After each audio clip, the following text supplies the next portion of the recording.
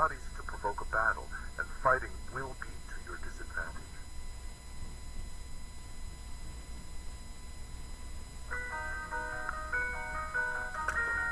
Front door locked, and you're outside. It is not easy to provoke a battle, and fighting will be to your disadvantage. These 6 are the principles connected with the general. The general who has attained a responsible post must be careful to study them. An army may be exposed to 6 calamities, not arising from natural causes, but from faults for which the general is responsible. These are flight, insubordination, collapse, ruin, disorganization, and rout. Other conditions being equal, if one force is hurled against another 10 times its size, the result will be the flight of the former. When the common soldiers are too strong and their officers too weak, the result is insubordination.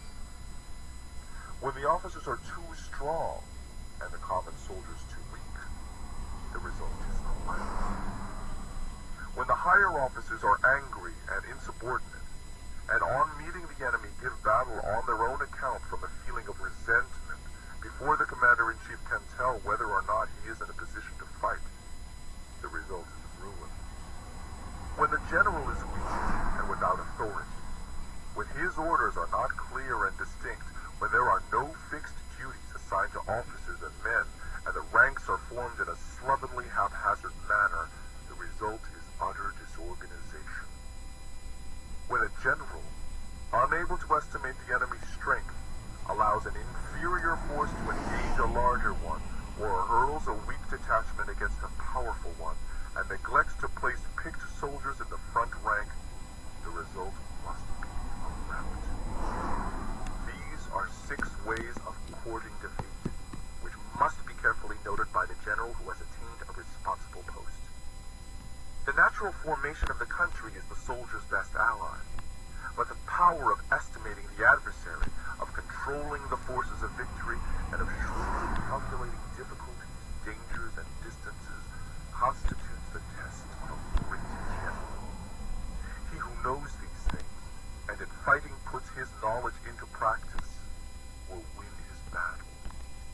He who knows them not, nor practices them, will surely be defeated. If fighting is sure to result in victory, then you must fight, until the ruler forbid it. If fighting will not result in victory, then you must not fight, even at the ruler's bidding. The general who advances without coveting fame, and retreats without fearing disgrace, whose only thought is to protect his country and do good service for his sovereign.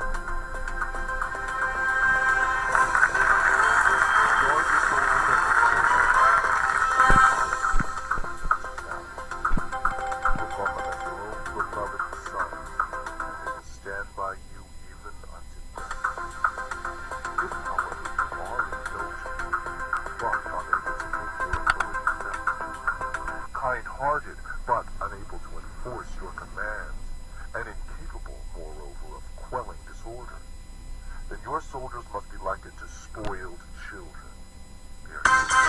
Wow! If we know that our own men are but are unaware that the enemy is not open to attack, we have gone only halfway toward victory. If we know that the enemy is open to attack, but are unaware that our own men are not in a condition to attack, we have gone only halfway toward victory. If we know that the enemy is open to attack, and also know that our men are in a condition to attack, but are unaware that the nature of the ground makes fighting impracticable, we have still gone only halfway toward victory. The experienced soldier, once in motion, is never bewildered. Once he has broken camp, he is never at loss. Hence the saying, if you know the enemy and know yourself, your victory will not stand in doubt.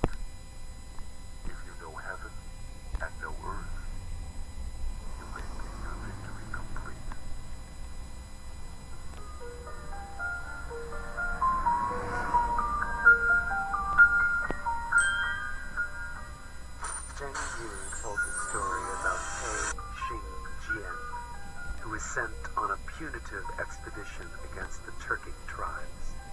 At nightfall, he pitched his camp as usual, and it had already been completely fortified by wall and ditch when suddenly he gave orders that the army should shift its quarters to a hill nearby. This was highly displeasing to his officers, who protested loudly against the extra fatigue which it would entail on the men. Peishing Jian, however, paid no heed to the remonstrances and had the camp moved as quickly as possible. Later that night, a terrific storm came on, which flooded their former place of encampment to the depth of over 12 feet. The recalcitrant officers were amazed at the sight and owned that they had been in the wrong. "How did you know what was going to happen?" they asked.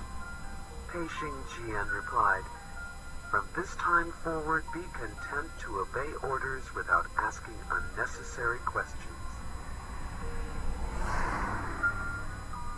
Chen Hao defined the 6 ways of courting defeat as follows: neglect to estimate the enemy's strength, want of authority, defective training, unjustifiable anger, non-observance of discipline, failure to use picked men.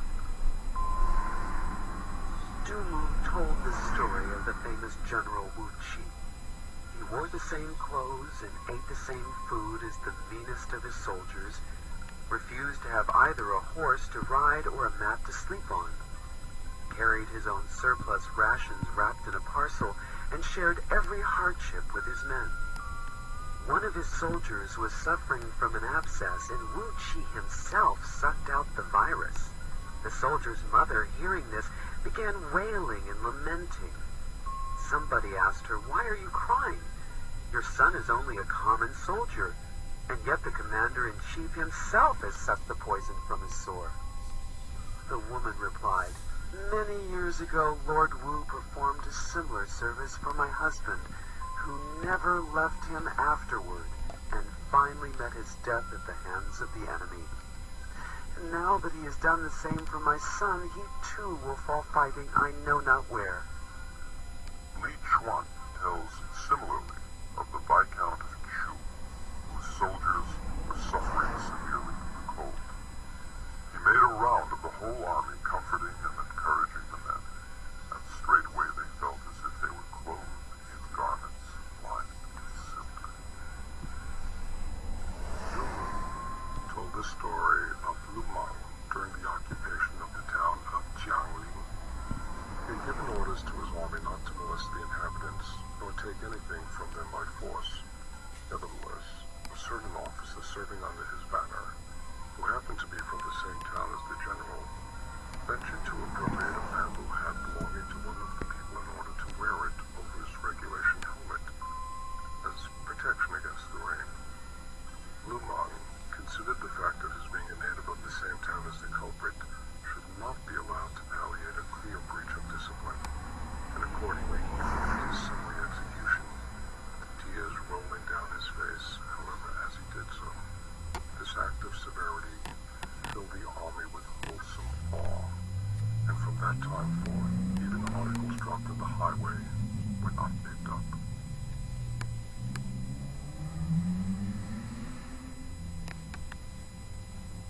Chapter 11. The 9 Situations. 9 strategic kinds of ground. Advantages of adversity. Changing plans. 9 principles. Alliances. And rewards. Sun Tzu said, "The art of war recognizes 9 varieties of ground. Dispersive ground, facile ground, contentious ground, open ground, ground of intersecting highways, serious ground, difficult ground, hemmed-in ground, desperate ground." When a chieftain is fighting in his own territory, it is dispersive ground, so called because the soldiers, being near to their homes and anxious to see their wives and children, are likely to seize the opportunity afforded by a battle and scatter in every direction. When he has penetrated into hostile territory, but to no great distance, it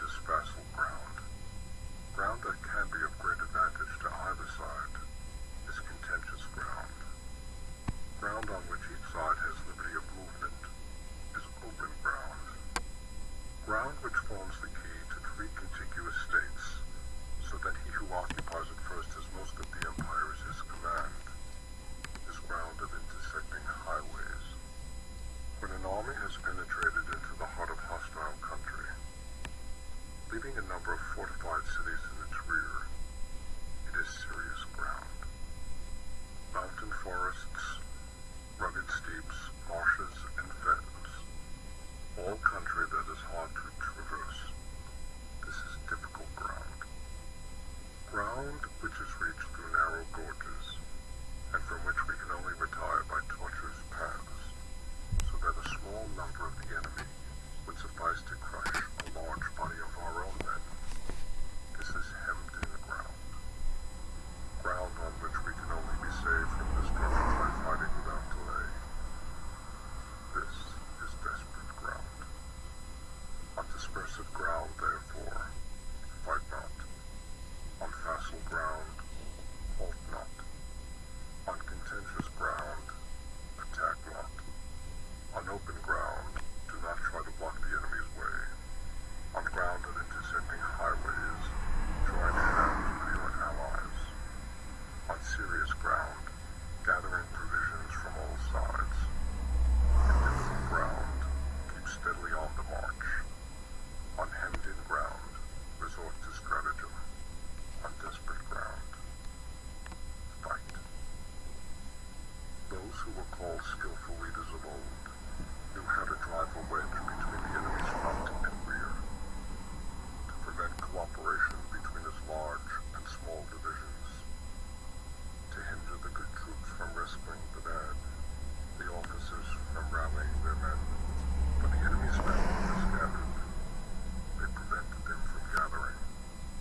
Even when their forces were united, they managed to keep them in disorder. When it was to their advantage, they made a forward move, and otherwise they stopped still. If asked how to cope with a great host of the enemy in orderly array, and on the point of marching to the attack, I should say begin by seizing something that your opponent holds dear. Then he will be amenable to your will. Speed is the essence of war. Take advantage of the enemy's unreadiness.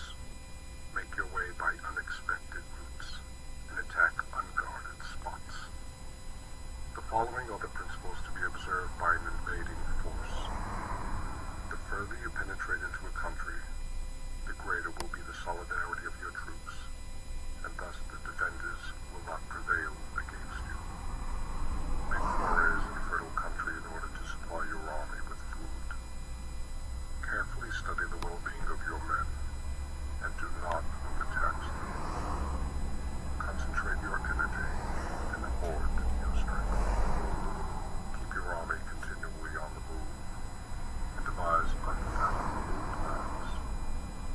Throw your soldiers into positions whence there is no escape, and they will prefer death to flight. If they will face death, there is nothing they may not achieve. Officers and men alike put forth their utmost strength. Soldiers in desperate straits lose the sense of fear. If there is no place of refuge, they will stand firm. If they're in the heart of a hostile country, they will show a stubborn front. If there is no help fit, they will fight hard. Thus, without waiting to be marshaled, the soldiers will be constantly on the alert. Without waiting to be asked, they will do your will. Without restrictions, they will be faithful. Even without orders, they can be trusted.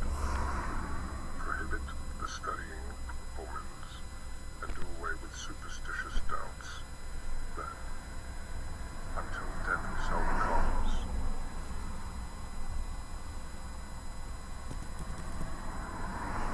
If our soldiers are not overburdened with money, it is not because they have a distaste for riches. If their lives are not unduly long, it is not because they are disinclined to longevity. The general must see to it that temptations to shirk fighting and grow rich are not thrown in the way of his men. On the day they are ordered out to battle, your soldiers may weep, those sitting up bedewing their garments, and those lying down letting the tears run down their cheeks. But let them once be brought to bay, and they will display the courage of a Chuan Chu or Cao Gui. The skillful tactician may be likened to the Shuaizhang. Now the Shuaizhang is a snake that is found in the Chang Mountains, Strike at its head, and you will be attacked by its tail. Strike at its tail, and you will be attacked by its head. Strike at its middle, and you will be attacked by head and tail both. Asked if an army can be made to imitate the Shuaizhan, I should answer, yes. For the men of Wu and the men of Yue are enemies. Yet if they are crossing a river in the same boat and are caught by a storm, they will come to each other's assistance, just as the left hand helps the right. It is not enough to put one's trust in the tethering of horses and the bearing of chariot wheels in the ground. It is not enough to render flight impossible by such mechanical means. You will not succeed unless your men have tenacity and unity of purpose. And above all, the spirit of sympathetic cooperation. This is the lesson which can be learned from the Shuaizhan. The principle on which to manage an army is to set up one standard of courage that all must reach. How to make the best of both strong and weak is a question involving the proper use of ground. Thus, the skillful general conducts his army just as though he were leading a single man by the hand. It is the business of a general to be quiet and thus ensure secrecy. He must be upright and just, and thus maintain order. He must be able to mystify his officers and men by false reports and appearances, and thus keep them in total ignorance. By altering his arrangements and changing his plans, the leader keeps the enemy without definite knowledge. By shifting his camp and taking circuitous routes, he prevents the enemy from anticipating his purpose. At the critical moment, the leader of an army acts like one who has climbed up a height, and then kicks away the ladder behind him. He carries his men deep into hostile territory before he shows his hand. He burns his boats and breaks his cooking pots. Like a shepherd driving a flock of sheep, he drives his men this way and that, and none knows whither he is going. It is the business of a general to muster his host and bring it into danger. The different measures suited to the 9 varieties of ground, the expediency of aggressive or defensive tactics, and the fundamental laws of human nature. These are things that must most certainly be studied.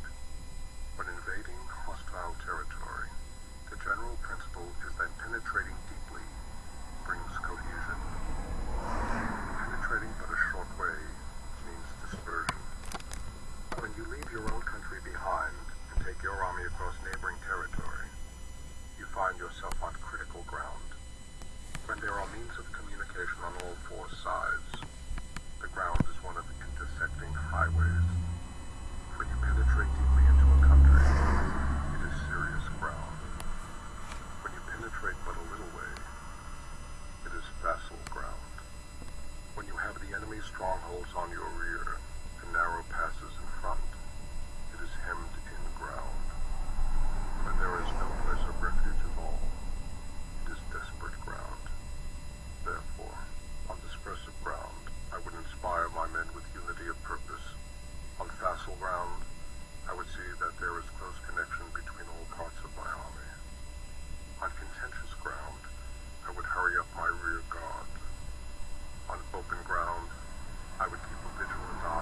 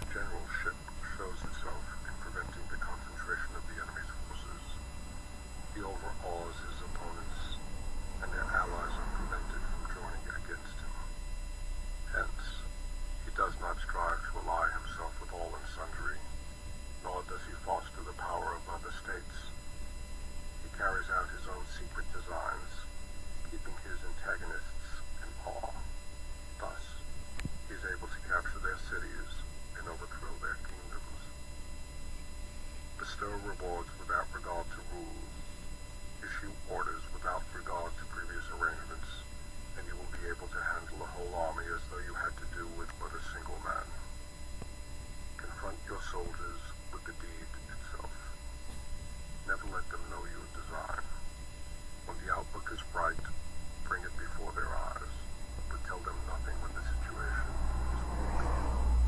Place your army in deadly peril, and it will survive. Plunge it into desperate straits, and it will come through in safety. For it is precisely when a force has fallen into harm's way that it is capable of striking a blow for victory.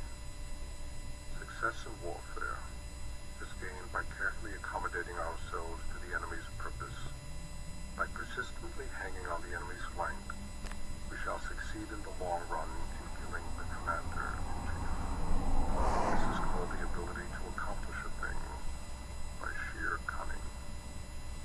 On the day that you take up your command, block the frontier passes, destroy all passports and permits, and stop the passage of all emissaries either to or from the enemy's country. Be stern in the council chamber so that you may control the situation. If the enemy leaves the door open, you must rush him. Forestall your opponent by seizing what he holds dear, and subtly contrive to time his arrival on the ground. Walk in the path defined by rule, and accommodate yourself to the enemy until you can fight a decisive battle. At first, exhibit the coyness of a maiden, so that the enemy will open his door. Afterward, move with the speed of a hare, and it will be too late for the enemy to oppose you.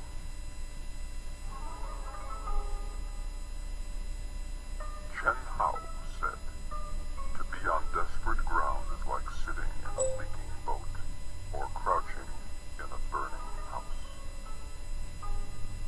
Hoshi told the following anecdote about speed.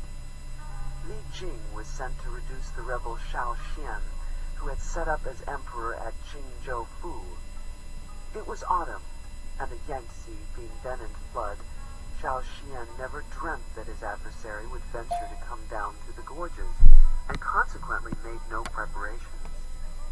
But Li Jing embarked his army without loss of time, and was just about to start when the other generals implored him to postpone his departure until the river was in a less dangerous state for navigation. Li Jing replied, "To the soldier, overwhelming speed is of paramount importance, and he must never miss opportunities. Now is the time to strike, before Shao Xian even knows that we have got an army together. If we seize the present moment when the river is in flood, we shall appear before his capital with startling suddenness, like the thunder which is heard before you have the time to stop your ears against it. This is the great principle in war. Even if he gets to know of our approach, he will have to levy his soldiers in such a hurry that they will not be fit to oppose us."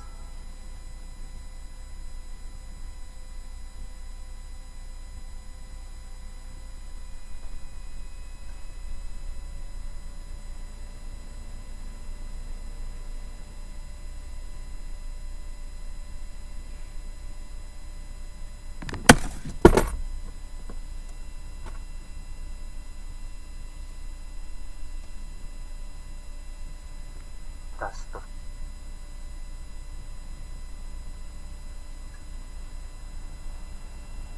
It is not easy to provoke a battle, and fighting will be to your disadvantage.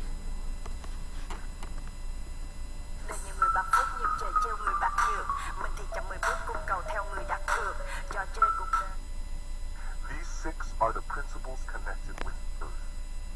The general who has attained a responsible post must be careful to study them. An army may be exposed to 6 calamities, not arising from natural causes, but from faults for which the general is responsible. These are flight, insubordination, collapse, ruin, disorganization, and rout. Other conditions being equal, if one force is hurled against another 10 times its size, the result will be the flight of the former. When the common soldiers are too strong and their officers too weak, the result is insubordination. When the officers are too strong and the common soldiers too weak, the result is collapse. When the higher officers are angry and insubordinate, and on meeting the enemy give battle on their own account from a feeling of resentment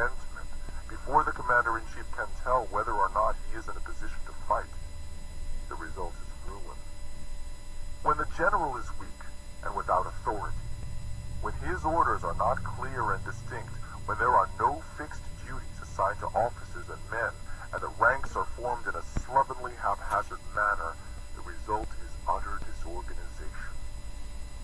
When a general, unable to estimate the enemy's strength, allows an inferior force to engage a larger one, or hurls a weak detachment against a powerful one, and neglects to place picked soldiers in the front rank, the result must be a rout. These are 6 ways of courting defeat, which must be carefully noted by the general who has attained a responsible post. The natural formation of the country is the soldier's best ally, but the power of estimating the adversary, of controlling the forces of victory, and of shrewdly calculating difficulties, dangers, and distances constitutes the test of a great general. He who knows these things, and in fighting puts his knowledge into practice, will win his battle. He who knows them not, nor practices them, will surely be defeated. If fighting is sure to result in victory, then you must fight, even though the ruler forbid it. If fighting will not result in victory, then you must not fight, even at the ruler's bidding. The general who advances without coveting fame, and retreats without fearing disgrace, whose only thought is to protect his country and do good service for his sovereign, is the jewel of the kingdom. Regard your soldiers as your children, and they will follow you into the deepest valleys. Look on them as your own beloved sons, and they will stand by you even unto death. If, however, you are indulgent, but unable to make your authority felt, kind-hearted, but unable to enforce your commands, and incapable, moreover, of quelling disorder, then your soldiers must be likened to spoiled children. They are useless for any practical purpose. If we know that our own men are in a condition to attack, but are unaware that the enemy is not open to attack, we have gone only halfway toward victory. If we know that the enemy is open to attack, but are unaware that our own men are not in a condition to attack, we have gone only halfway toward victory. If we know that the enemy is open to attack, and also know that our men are in a condition to attack, but are unaware that the nature of the ground makes fighting impracticable, we have still gone halfway toward victory. The experienced soldier, once in motion, is never bewildered. Once he has broken camp, he is never at a loss. Hence the saying, if you know the enemy and know yourself, your victory will not stand in doubt. If you know heaven and know earth, you may make your victory complete.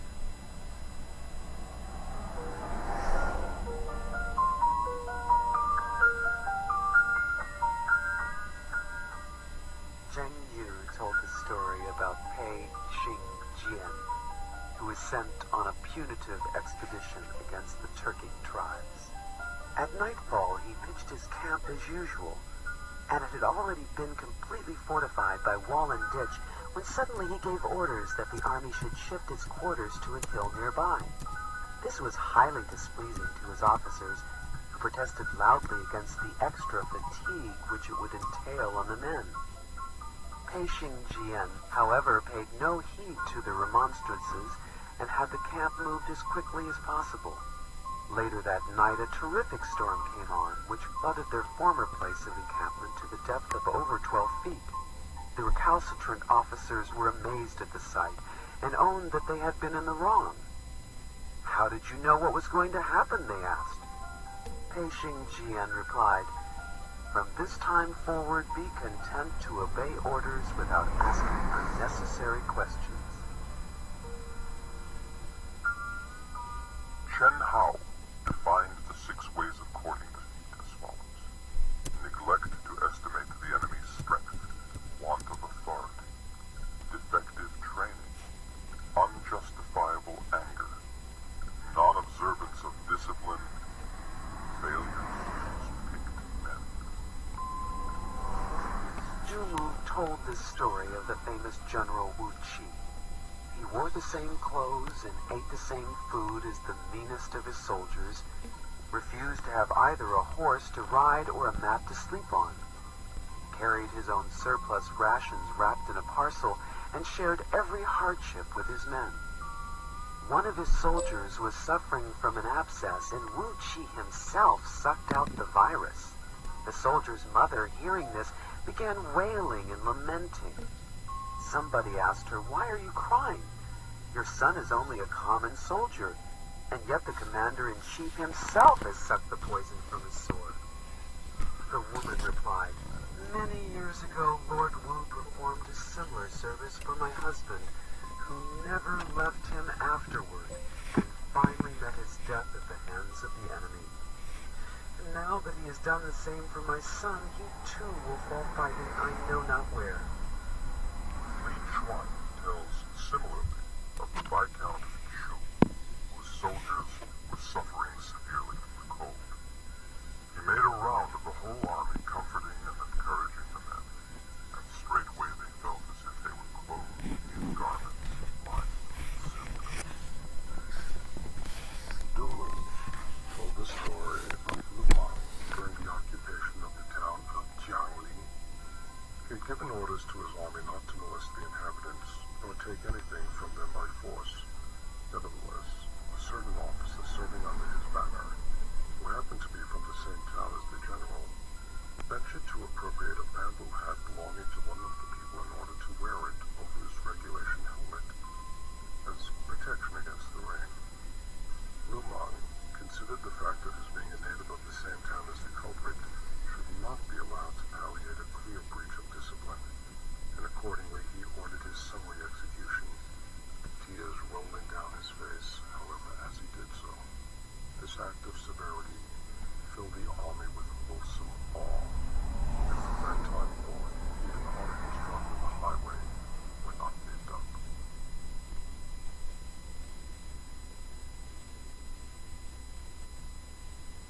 Chapter 11. The 9 Situations. 9 strategic kinds of ground, advantages of adversity, changing plans, 9 principles, alliances, and rewards.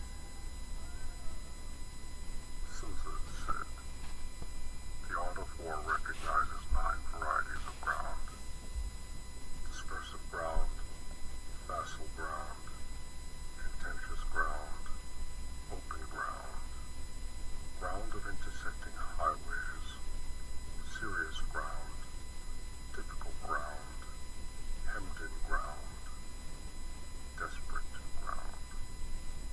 When a chieftain is fighting in his own territory, it is dispersive ground, so called because the soldiers, being near to their homes and anxious to see their wives and children, are likely to seize the opportunity afforded by a battle and scatter in every direction. When he has penetrated into hostile territory, but to no great distance, it is facile ground. Ground that can be of great advantage to either side is contentious ground. Ground on which each side has liberty of movement is open ground. Ground which forms the key to 3 contiguous states, so that he who occupies it first has most of the empire at his command, is ground of intersecting highways. When an army has penetrated into the heart of hostile country, leaving a number of fortified cities in its rear, it is serious ground. Mountain forests, rugged steeps, marshes, and fens, all country that is hard to traverse. This is difficult ground. Ground which is reached through narrow gorges, and from which we can only retire by tortuous paths, so that a small number of the enemy would suffice to crush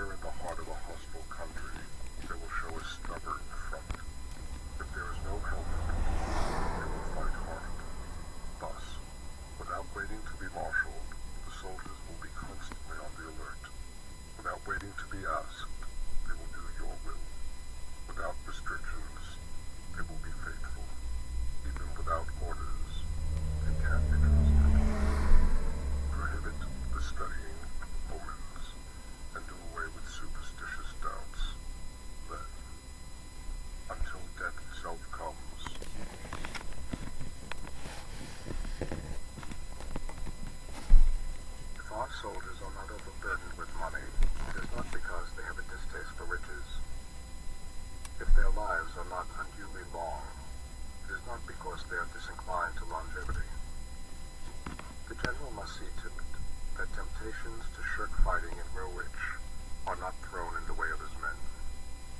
On the day they are ordered out to battle, your soldiers may weep, those sitting up bedewing their garments, and those lying down letting the tears run down their cheeks. But let them once be brought to bay, and they will display the courage of a Chuan Chu or Cao Gui. The skillful tactician may be likened to the Shuaizhan. Now the Shuaizhan is a snake that is found in the Chang Mountains. Strike at its head, and you will be attacked by its tail. Strike at its tail, and you will be attacked by its head. Strike at its middle, and you will be attacked by head and tail both. Asked if an army can be made to imitate the Shuaizhan, I should answer, yes. For the men of Wu and the men of Yue are enemies. Yet if they are crossing a river in the same boat and are caught by a storm, they will come to each other's assistance, just as the left hand helps the right. It is not enough to put one's trust in the tethering of horses and the bearing of chariot wheels in the ground. It is not enough to render flight impossible by such mechanical means. You will not succeed unless your men have tenacity and unity of purpose, and above all, a spirit of sympathetic cooperation. This is the lesson which can be learned from the Shuaizhan. The principle on which to manage an army is to set up one standard of courage that all must reach. How to make the best of both strong and weak is a question involving the proper use of ground. The skillful general conducts his army just as though he were leading a single man by the hand. It is the business of a general to be quiet and thus ensure secrecy. He must be upright and just, and thus maintain order. He must be able to mystify his officers and men by false reports and appearances, and thus keep them in total ignorance. By altering his arrangements and changing his plans, the leader keeps the enemy without definite knowledge. By shifting his camp and taking circuitous routes, he prevents the enemy from anticipating his purpose. At the critical moment, the leader of an army acts like one who has climbed up a height, and then kicks away the ladder behind him. He carries his men deep into hostile territory before he shows his hand. He burns his boats and breaks his cooking pots. Like a shepherd driving a flock of sheep, he drives his men this way and that, and none knows whither he is going. It is the business of a general to muster his host and bring it into danger. The different measures suited to the 9 varieties of ground, the expediency of aggressive or defensive tactics, the fundamental laws of human nature. These are things that must most certainly be studied. When invading hostile territory, the general principle is that penetrating deeply brings cohesion. Penetrating but a short way means dispersion. When you leave your own country behind and take your army across neighboring territory, you find yourself on critical ground. When there are means of communication on all 4 sides, the ground is one of intersecting highways.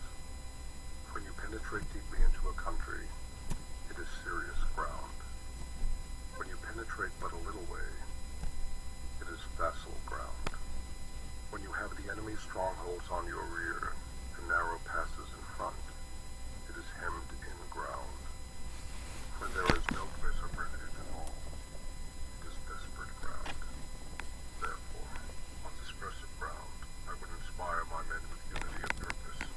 On facile ground, I would see that there is close connection between the thoughts of earthly.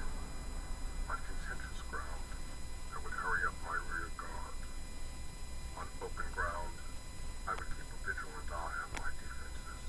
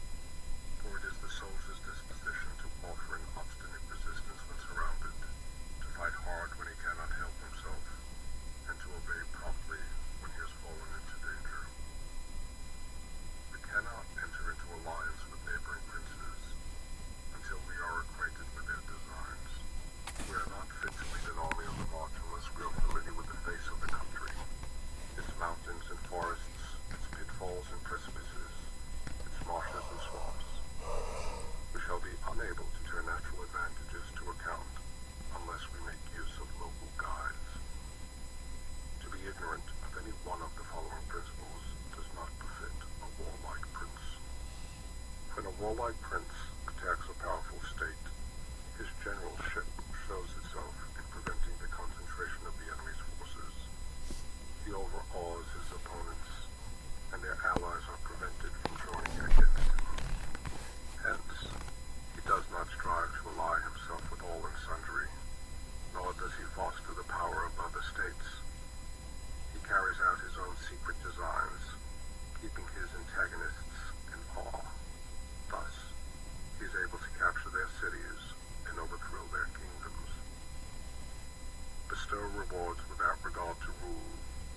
Issue orders without regard to previous arrangements, and you will be able to handle a whole army as though you had to do with but a single man.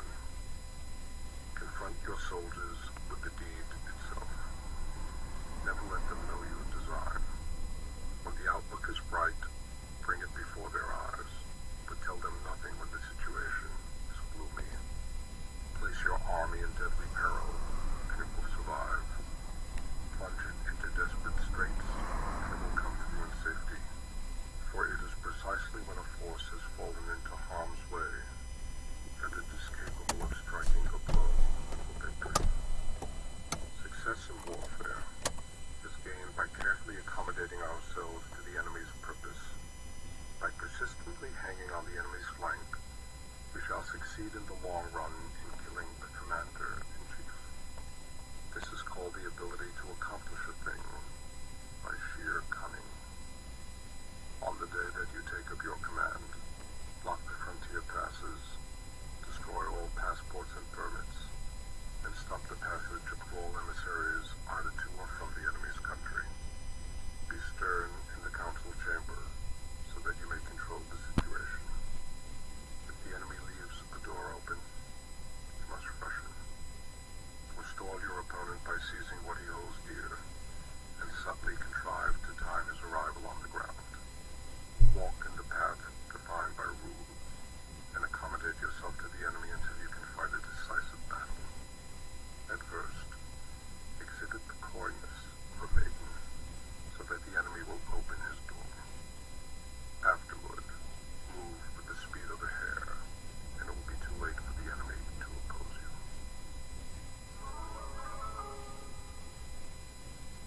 Chen Hao said, "To be on desperate ground is like sitting in a leaking boat, or crouching in a burning house."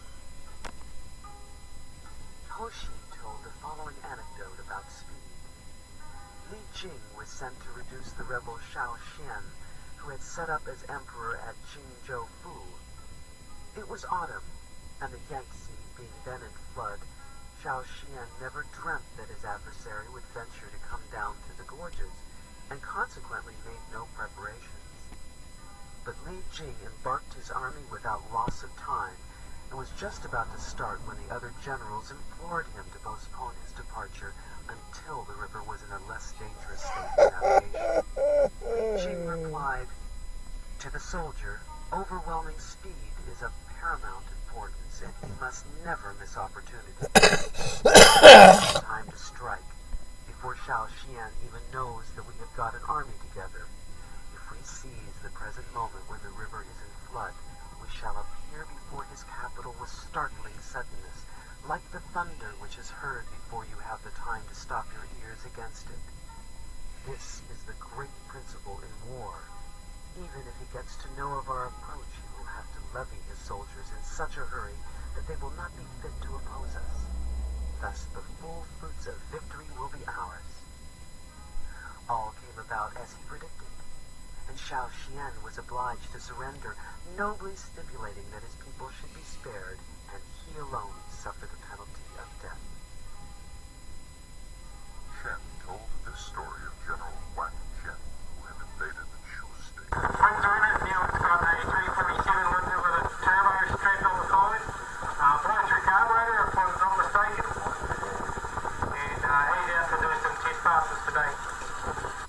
vain did the Shu general try to force a battle. Day after day, Wang Jian kept inside his walls and would not come out, but devoted his whole time and energy to winning the affection and confidence of his men. He took care that they should be well fed, sharing his own meals with them, provided facilities for bathing, and employed every method of judicious indulgence to weld them into a loyal and homogeneous body.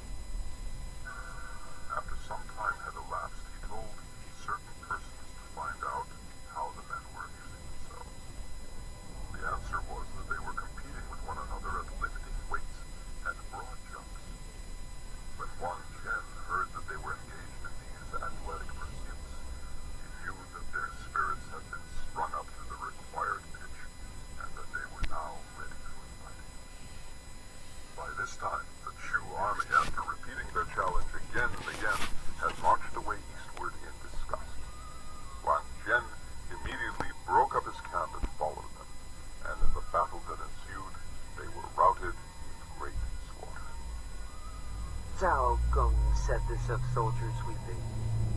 This is not because they are afraid, but because all have embraced the firm resolution to do or die. Yuan Zhu and Cao Gui were heroes known for personal valor.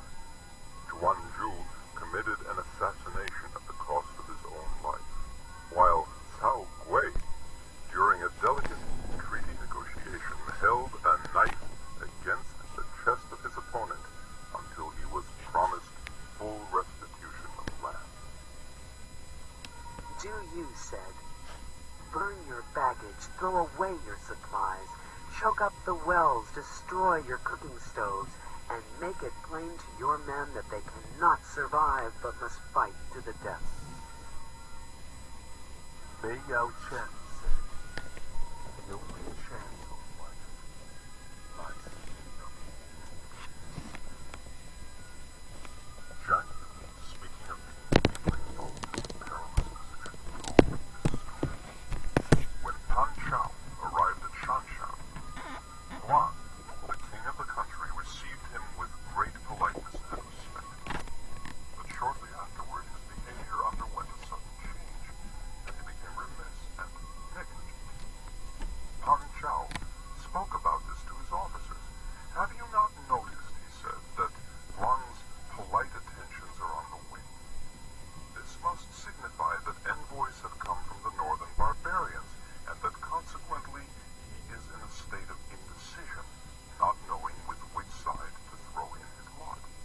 Thereupon he called one of the natives who had been assigned to his service and set a trap for him, saying, "Where are those envoys from the Xiongnu who arrived some days ago?" The man was so taken aback that, between surprise and fear, he presently blurted out the whole truth. Pan Chao, keeping his informant carefully under lock and key, then summoned a gathering of his officers, 36 in all, and began drinking to them. When the wine had mounted into their heads a little, he tried to rouse their spirits still further by addressing them thus: "Gentlemen, here we are in the heart of an isolated region, anxious to achieve riches and honor by some great exploit.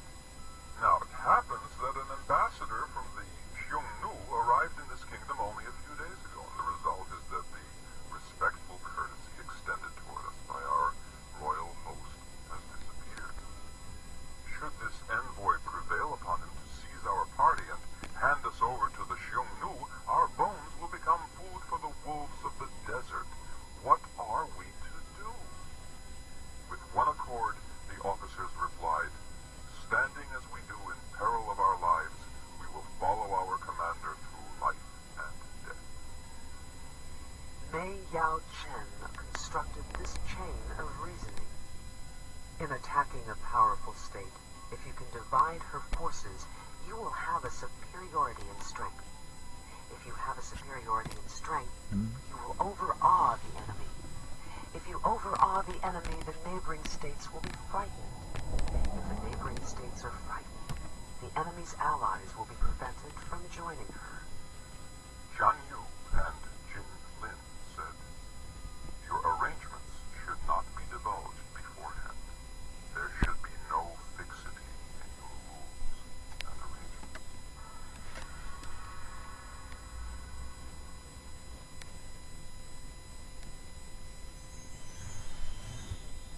Chapter 12. Attack by fire and water. Cultivating resources. Sun Tzu said, "There are 5 ways of attacking with fire. The first is to burn soldiers in their camp. The second is to burn supplies. The third is to burn baggage trains. The fourth is to burn arsenals and magazines. The fifth is to hurl dropping fire among the enemy. In order to carry out an attack with fire, we must have means available. The material for raising fire should always be kept in readiness. There is a proper season for making attacks with fire, and special days for starting a conflagration. The proper season is when the weather is very dry. The special days are those when the moon is in the constellation.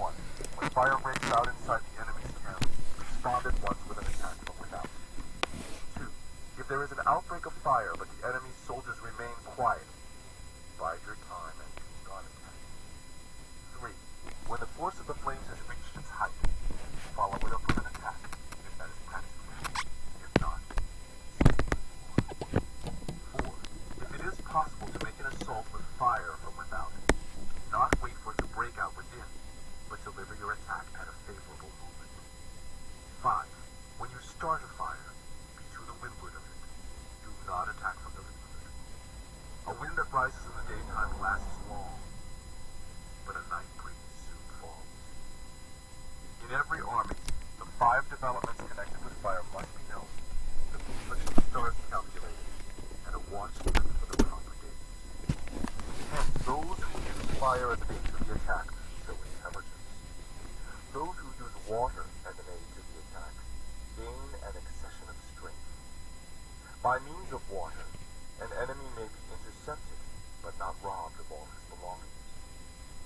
Unhappy is the fate of one who tries to win his battles and succeed in his attacks without cultivating the spirit of enterprise, for the result is waste of time and general stagnation.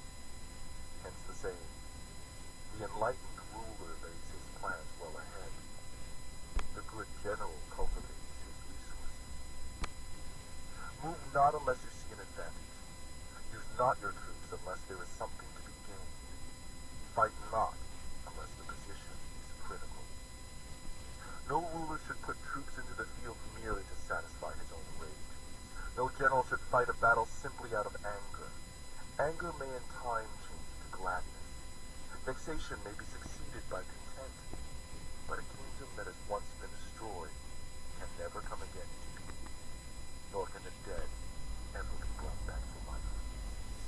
Hence, the enlightened ruler is heedful, and the good general full of caution. This is the way to keep a country in peace, and an army happy. Dunwu illustrated the principle of attack by fire with these anecdotes. The famous Li Ling once baffled the leader of the Xiongnu when the latter, taking advantage of a favorable wind, tried to set fire to the Chinese general's camp, only to find that every scrap of combustible vegetation in the neighborhood had already been burned down. On the other hand, Fo Zai, a general of the Yellow Turban rebels, was badly defeated through his neglect of this simple precaution. At the head of a large army, he was besieging a very small garrison held by Wang Fu Sung, who called his officers together and said, "In war, there are various indirect methods of attack, and numbers do not count for everything. Now the rebels have pitched their camp in the midst of thick grass which will easily burn when the wind blows. If we set fire to it at night, they will be thrown into a panic, and we can make a sortie and attack them on all sides at once." That evening a strong breeze sprang up, so Wang Fu Sung instructed his soldiers to bind reeds together into torches and mount guard on the city walls, after which he sent out a band of daring men who stealthily made their way through the lines and started the fire with loud shouts and yells. Simultaneously, a glare of light shot up from the city walls, and Wang Fu Sung, sounding his drums, led a rapid charge which threw the rebels into confusion and put them to headlong flight. Dunwu said,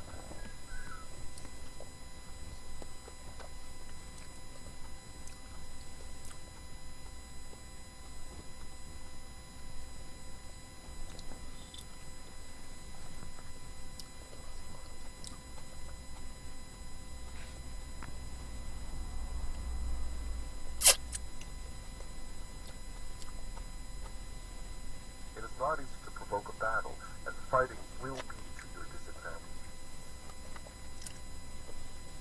Jamison, ginger, and lime. Why? Taste. That's why. These 6 are the principles connected with virtue. The general who has attained a responsible post must be careful to study them. An army may be exposed to 6 calamities, not arising from natural causes, but from faults for which the general is responsible. These are flight, insubordination, collapse, ruin, disorganization, and rout.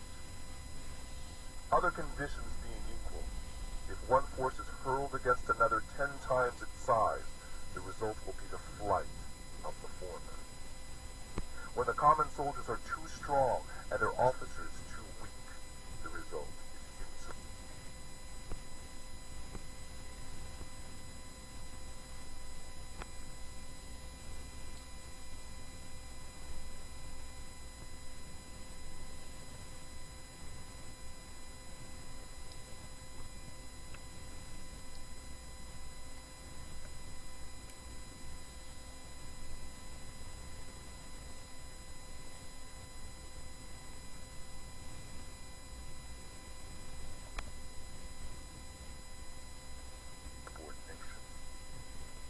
When the officers are too strong and accommodating,